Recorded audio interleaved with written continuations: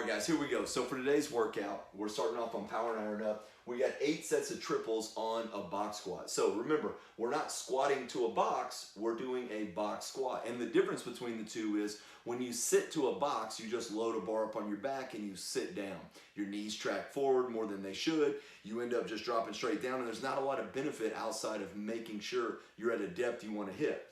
With a box squat, we're going to challenge our hamstrings a little bit more than we would if we were going straight down into just a squatting to a box or a normal squat. So we're gonna sit back much more, right? So as you get set up, barbells on your back, your first initiation while keeping your chest up is to start to sit your butt back, and you'll end up sitting back into a position that if the box wasn't there, you would probably fall at that point. So when you're in the bottom, take a look at your knee when you're in your light sets, and look, is my knee sitting on top of my ankle or maybe at the most slightly in front of my ankle?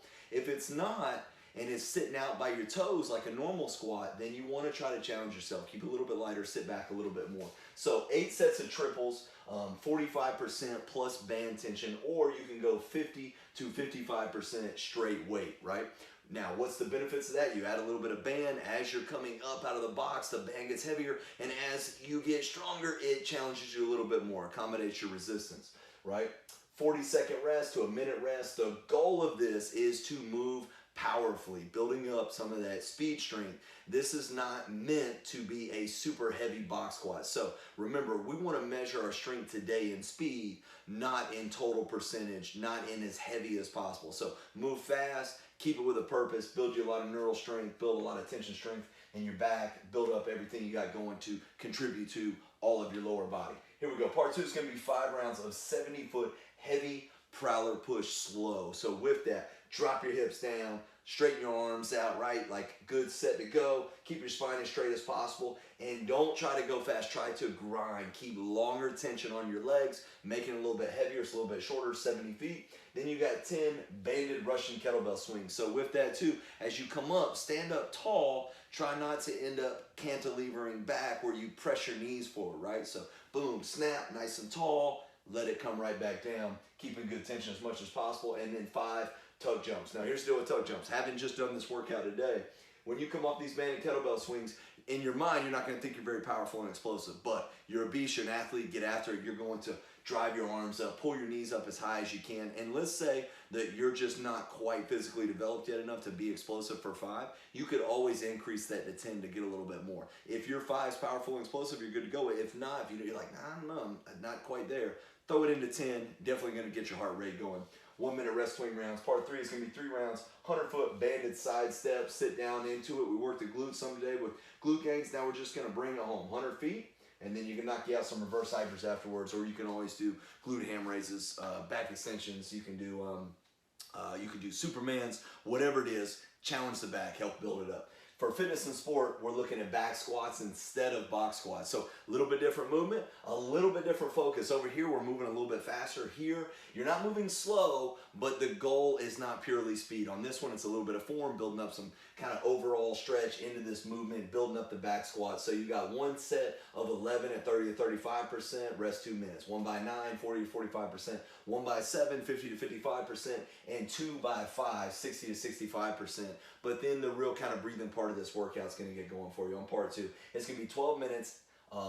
Every minute on the minute, you're going to alternate what your exercise is. You're going to do 10 kettlebell swings for the first minute. If you want to add a band, you can, but ultimately, let's make these kettlebells shoot to the sky as much as possible. So real strong American kettlebell swing, and then you're going to do 20 seconds, as many reps as possible, burpees in the next minute. So the goal of that is to go out like a freaking raging bull every round, boom, as powerful and as fast as possible.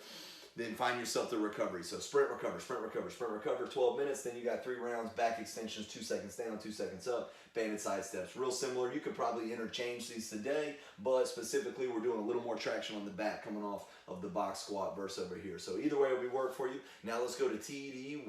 TDY is going to be 4 times as many reps as possible. Belt squats is what we're calling it. It's how I ended up actually doing it today. So I got a big thick belt, big leather belt, hung some chain, hung 2 kettlebells from it, set the position. Unlike the the box squat where I'm able to super sit back, I can come back some. In fact, I can do this kind of two ways. I can try to sit it back, or I can try to just lower straight down, build some traction on the spine. Sitting back on the belt squat is a great idea if my belt squat is connected to something. But if you have free floating kettlebells and you sit back too far, you're going to start to get this oscillation, and you do not want to get knocked off the box. So be intelligent with it. You know, sit down into it. You can still sit your butt back, stretch out your pelvis, stretch out all your hips and everything in there.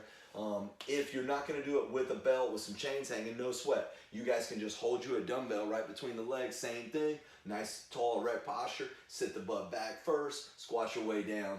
Same exact principle we're looking for. This is just going to give you a little more traction if you can belt squat it. So part number 2, 5 rounds. If you have a prowler, remember you could do part 2, power and iron up. If you don't, you're going to do a low glute bear crawl. So drop your hips down, kind of like you're pushing it, nice and slow, nice and methodical, 70 feet, grinding along the same way you would as if you had a prowler. Russian dumbbell swings, right? You can do that with doubles to make it a little bit more difficult. And then 5 tuck jumps, rest 1 minute between rounds. Then 3 rounds, 10 and 10 clamshells, 10 on the right, 10 on the left, 15 pulsing Superman holds. Check out all these movements, MHC Daily IG right after this. And then TBY. So we got as many reps as possible, backpack swings, AKA a kettlebell swing with the backpack.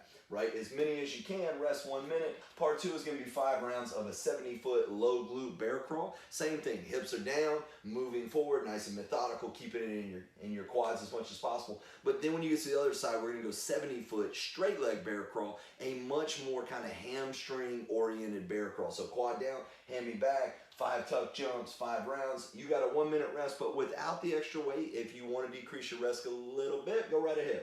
You can take down 30 seconds. Part 3, 10 and 10 clamshells, 15 pulsing Supermans, and we will see you guys back tomorrow for the upper body pump. Hoo-yah, never quit.